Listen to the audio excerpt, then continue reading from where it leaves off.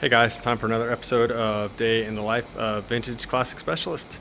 So it is Wednesday. Those of you that follow the channel probably know I was off yesterday celebrating my son's 14th birthday with him at Knott's Berry Farm. We had a great time. It was hot, but we managed to, hot and crowded, but we managed to ride, I think like 8 or 9 things actually, which was kind of amazing. So yeah, had a good time, but yeah, back to the sweatshop today, and it is hot in here. Last I looked, it's 96 in here, and I believe it. And humid for here, for Southern California. I know that those of you that are in the South are probably laughing, but for here it's humid, so we'll just leave it at that. Anyway, look what's here finally. Oh my God, this thing is gorgeous. So literally just towed this over here this afternoon. I don't know, probably about 3 or so. And yes, finally, after many delays, more than I can count, it is finally here. So, whew, thank goodness. Now we can start having fun putting it together. So very excited about that. Those of you that are normal followers probably know I built this car's front suspension and brakes already. They're over there.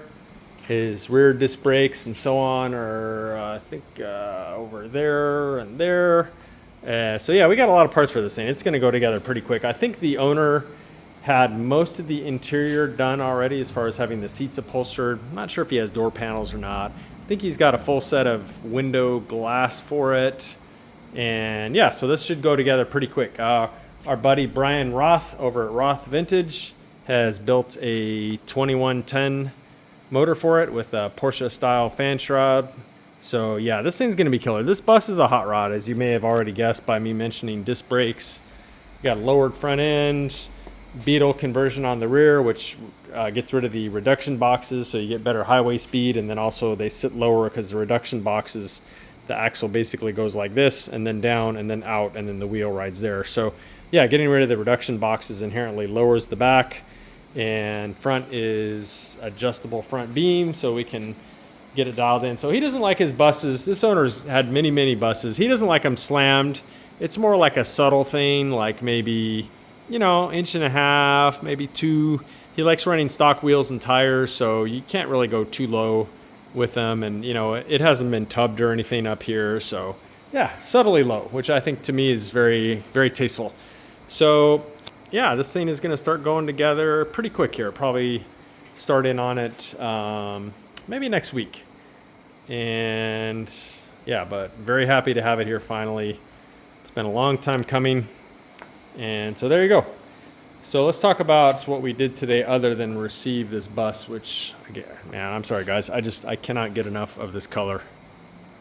This is actually the same color turquoise as that bug that many of you guys fell in love with here, the 60, what was that, a 62 I think? That really bitchin' bug that was in our shop a few months ago. Anyway, same color, this part. So this guy here today, well, today and yesterday, because I wasn't here yesterday, but Rafa was here, so he did a bunch of stuff. So front floor mat is in, front seat's in, middle seat's in. I don't remember if the back seat was fully in the other day or not, but it is now.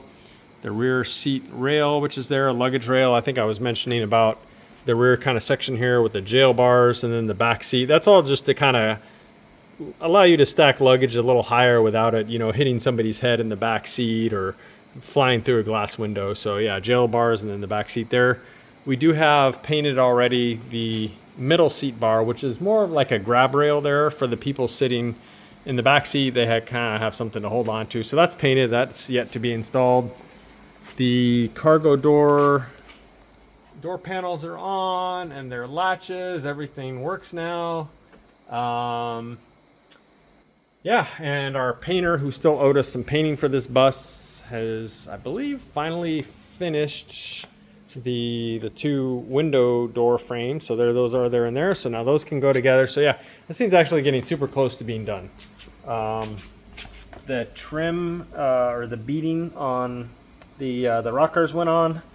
The main side molding I ordered from Grumpy's Metal. Theirs is the best, super nice, and fits really well. So that hopefully be here in the next day or two. So yeah, this thing is coming right along.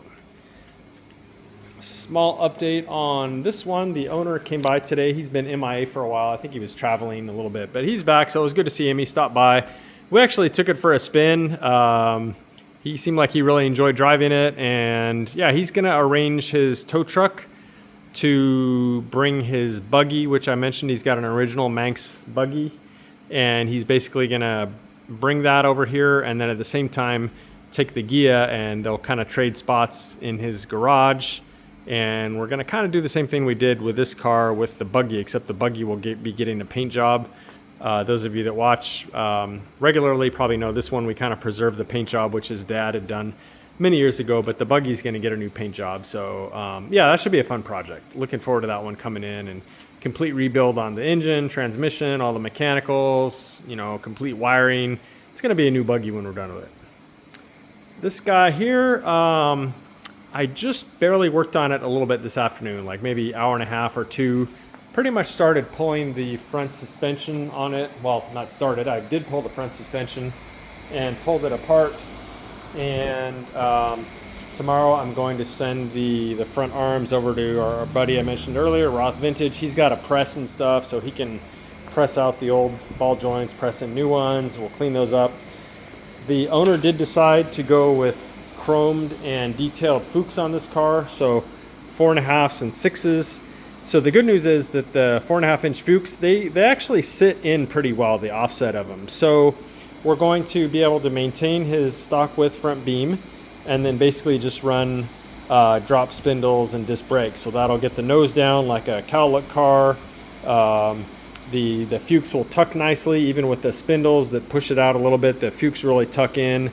So yeah, kind of save him some money. He's not gonna have to buy a narrow beam or anything. We'll just clean this one up a little bit, paint it, and then reassemble it. One thing is funny is when I pulled it apart, my suspicions were correct, and that is that somebody had pulled a bunch of torsion leaves out of it, and that's why the front of the car was so low, even though it hadn't been cut and turned as they used to do back in the day. It didn't have any adjusters, didn't have lowered spindles, but the front of this thing was dumped. So that was kind of an old school cheap way to do it, is literally pull out some of the torsion leaves. It gets softer and it lowers it.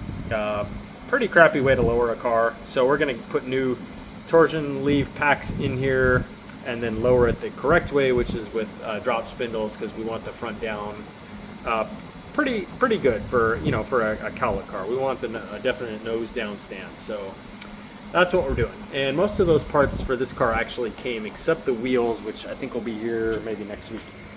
So yeah, I'm gonna start working on this beam now, getting it ready, and then this car will go back together. Probably go ahead and pull the wiring harness soon. Long block sitting back there. I need to have its engine tin powder coated, and then this thing can go together. Again, we're gonna have a cool surprise on some of the engine tin here for this thing. It's gonna be pretty sweet. So what else? Tiny update on this one. Spent a little bit of time, got the rear axle housings fully mounted up. I just had them kind of mocked up before. Got the backing plates on. I need to buy some new drum brake parts, because the parts that were on there that I thought I could use are just for a much later one. So some new brake parts should be here tomorrow, and then I can get this together. The drums for this, incidentally, I took them out today to have the little ribs machined off them, which were interfering with the wheel. Those of you that follow know what I'm talking about. Probably have those back by the end of the week. Do some test fitting, and then if I'm happy with them, those drums will go out to powder coat. So I think that's about it. Oh yeah, we're moving right along here. We got, let's see, 1, 2, 3, 4 projects that we're working on that are in the shop right now, plus the blue 64 is over there. And yeah, pretty much keeping them all moving at the same time. So it is good to be busy. So thank you to all of our customers for trusting us with your cars. And that's it for today, guys. So thanks for watching. See you next time.